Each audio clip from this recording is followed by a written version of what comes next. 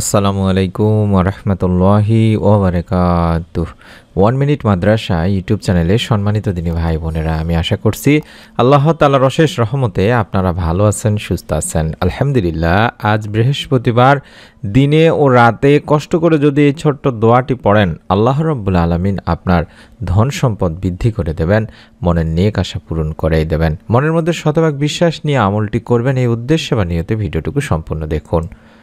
আল্লাহ তাআলা আমাদের জীবনে দিন ও রাত দুটি ধারা রেখেছেন। এর মধ্যে কিছু দিন ও রাতকে বিশেষভাবে বরকতময় করেছেন। এতে সঠিকভাবে আমল করলে দুনিয়া ও আখিরাতে সফলতা লাভ হবে। এমনই একটি রাত হলো বৃহস্পতিবার রাত, অর্থাৎ জুমার দিনের আগের রাত। এই রাতের দোয়া আল্লাহ তাআলা কবুল করেন তিনি ভাই বোনেরা, কারণ এই রাতে পুরো সপ্তাহের আমল আল্লাহ তাআলার সামনে উপস্থাপন করা হয়। এজন্য আমাদের নবীজি সাল্লাল্লাহু আলাইহি ওয়াসাল্লাম বৃহস্পতিবারে রোজা রাখতেন।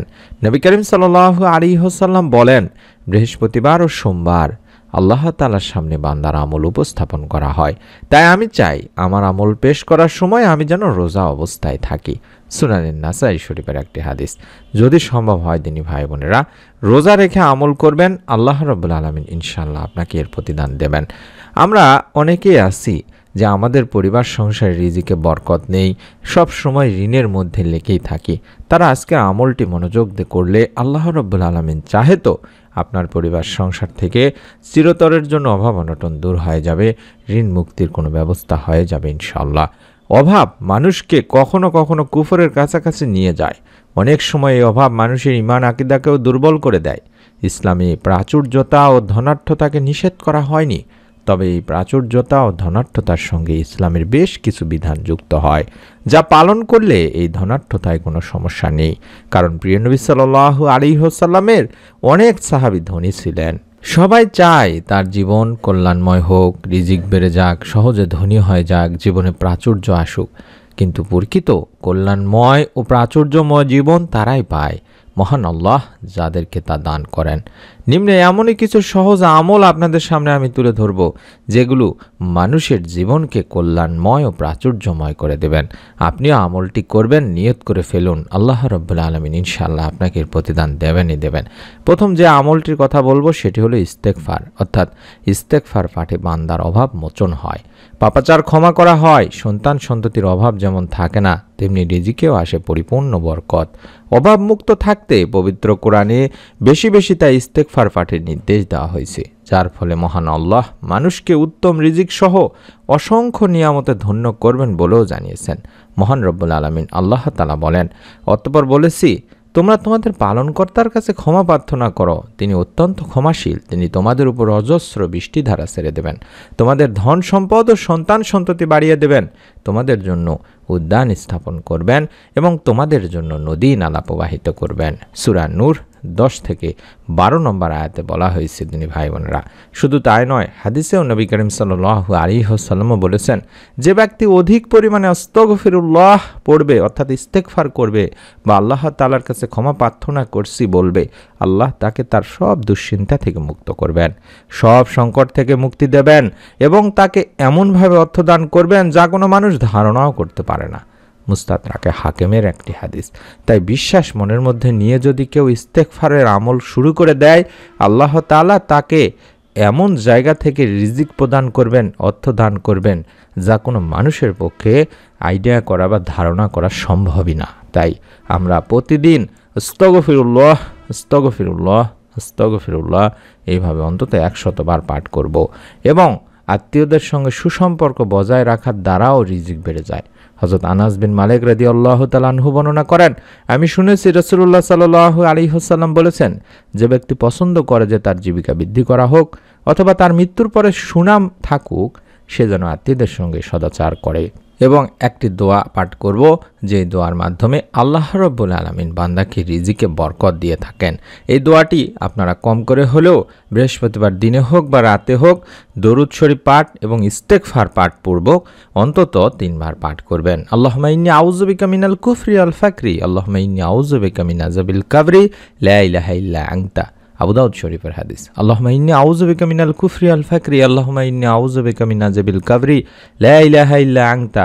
এভাবে 3 বার পড়বেন। এটি আবু দাউদ শরীফের হাদিসে রয়েছে। এই দোয়াটিতে বলছি, হে আল্লাহ, আপনার নিকট কুফরি ও দরিদ্রতা হতে আশ্রয় চাইছি। হে আল্লাহ, আমি কবরের আযাব থেকে আপনার কাছে আশ্রয় চাইছি। আপনি ছাড়া কোনো ইলাহ নেই। এই দোয়াটি বিশ্বনবী সাল্লাল্লাহু আলাইহি ওয়াসাল্লাম তার উম্মতদেরকে অভাবমুক্ত থাকতে আল্লাহ তাআলার কাছে এই বিশেষ দোয়ার আবেদনটি শিখিয়েছিলেন, যাতে করে তার উম্মত অভাবের কারণে কুফরের দিকে চলে না যায়। তাহলে বুঝতেই পারছেন দোয়াটি কতটা গুরুত্বপূর্ণ, এবং মনের নেক আশা যাতে করে আল্লাহ রাব্বুল আলামিন পূরণ করে দেন, তার জন্য একটি ইসমে আজমের ছোট্ট দোয়াও আমরা পাঠ করব, যে দোয়াটি আমি স্ক্রিনের মধ্যে দেখাচ্ছি, অর্থাৎ ইয়া জাল জালালি ওয়াল ইকরাম, ইয়া জাল জালালি ওয়াল ইকরাম, ইয়া জাল জালালি ওয়াল ইকরাম।